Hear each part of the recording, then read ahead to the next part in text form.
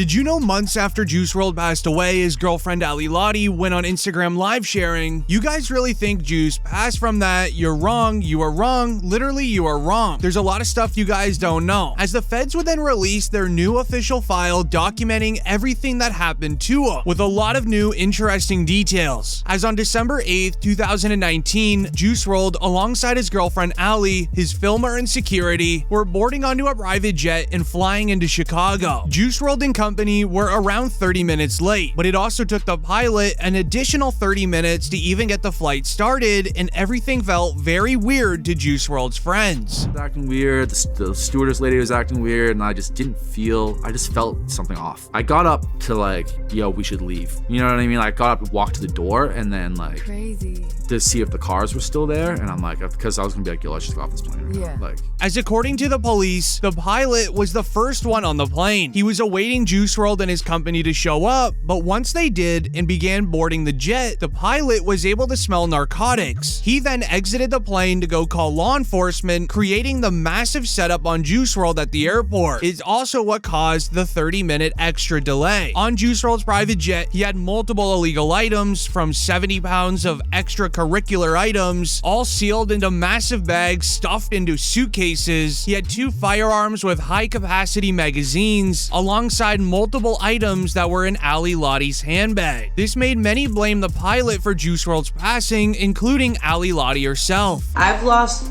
2 of the most important people in my life because of snitches. While in the air, everything was going normal as usual. This was, however, until they arrived in Chicago, reaching into the point where you're allowed to turn airplane mode off, in which his entire team did. Then around 5 minutes left in the air, Juice's team that is waiting to pick him up at the airport would begin spamming Juice WRLD security's phone, saying there's a huge setup, be careful when you land. everything was normal and everything was fine. And once we started getting closer to Chicago and we started getting service on our phones, our security guard, Hen, texted the group chat and was basically like, cops are here and they have a dog. As it was this moment where everyone began to panic. While doing so, Juice WRLD would then consume a lot of items that were stored in his carry-on bag. Law enforcement believe that during the flight, when Juice WRLD and his team were told they were awaiting his arrival, Juice WRLD then took more and more of the items that were in his handbag in an attempt to hide them from the authorities and also have less charges. The plane was rented in Juice WRLD's name. This means a lot of the illegal items on the flight would have been put onto him in the law enforcement eyes. We're unsure of the exact amount of time Juice WRLD would have been locked up in prison for, but according to online lawyers, they predict a maximum of 20 years inside a prison for using a private jet to transport 70 pounds of narcotics across the United States, while also carrying 2 illegal firearms. Hearing that information would have caused anyone to freak out and get nervous. Then when you add the items Juice WRLD took mixed in, law enforcement, according to the official file, states Juice WRLD's heart then went into overdrive, sadly causing the incident while leaving the private jet. While paramedics were helping out Juice WRLD, the feds and K9 unit were going through the luggage that was on the plane. The dogs were very quick to sniff out the illegal items that were stuffed into the suitcase, raising the question on why Juice WRLD would even attempt to bring this on a private jet. This would then later be answered. A link inside of the Fed official file would share a video from Juice WRLD's filmer. He would end up revealing before Juice WRLD passed away, his birthday party was coming up. They were transporting the illegal items so they didn't have to purchase them in the birthday location. Weekend, we're going to Chicago to celebrate his birthday. It was just his birthday the other day, but we're going this weekend, Saturday.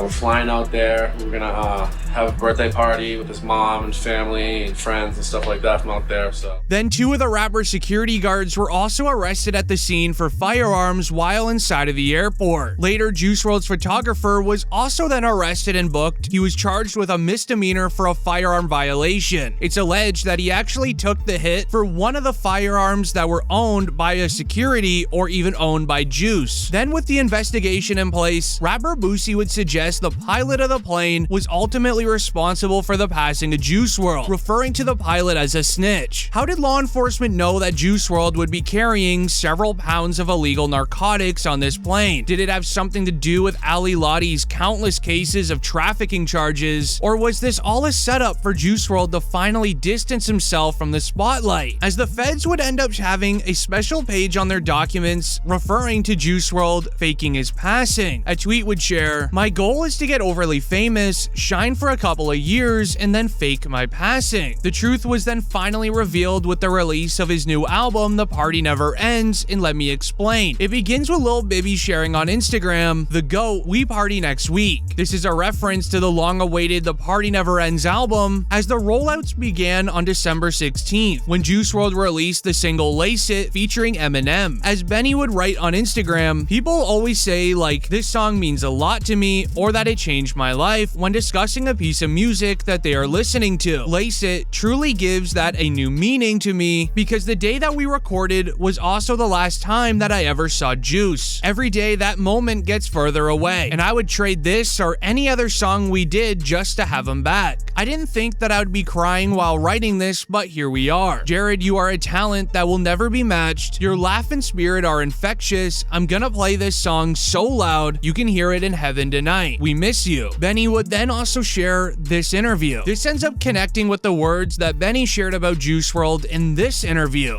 He goes in and does the entire song from start to finish, the whole song, the entire thing. So he does the whole song and he goes, "All right, run it back again. Pick the best one." In that moment, my jaw dropped. And I said, "Oh, I'm in the room with a superstar." But it wouldn't be until Eminem would share his praise for Juice WRLD that it completely eliminates Juice WRLD still being alive theory, as he would state that he took a lot of inspiration from Juice, especially for the hour-long freestyle that he did. Yo, shout to Juice too, man. Like, yo, that kid was so talented, man.